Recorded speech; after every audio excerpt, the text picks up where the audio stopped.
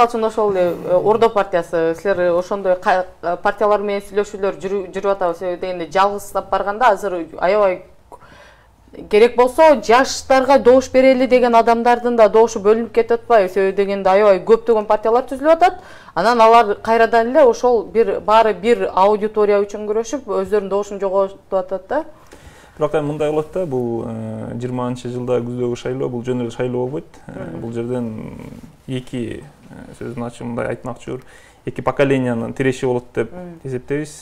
Анан кийинки поколение мына бул азыркы отурган биздин байкелер, аксакалдарыбыз отургандар, биз алардан айырмаланып, более мындай лояльный болуп, бири-бирибиз менен переговорлорго барганга түздөн-түз барышыбыз керек. Анткенде көпчүлүк суроолор берет да. Мына жакшы жаңылар, жаштар чыгып атасыңар, тиги Жаратман партиясы КЛДП мына жаңы эле чыкты, мына силер бартасыңар.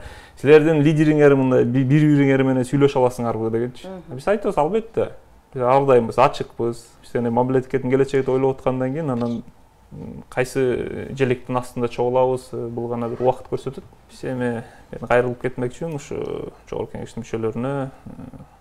Ушундай мыйзамдык абалаларда албетте жеке өзүңөрдүн кызыкчылыгыңар эмес, жеке өзүңөр бизнесиңер эмес, ушу элдин келечегин ойлосоңор.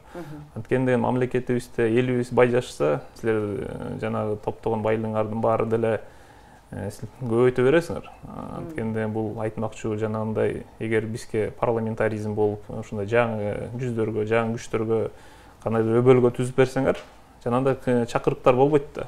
Ошондуктан экинчи бул элге кайрылып кетмекчүбүр. Эл негизи өзү түшүнүш керек. Эгер эртеңки күнү жогорку кеңештен жаңы жүздөрдү көрөбүз десе, бир флешмобдор жазып атканда ошолорду колдоп берип турушса, албетте жетишкендик биз жакка болот да.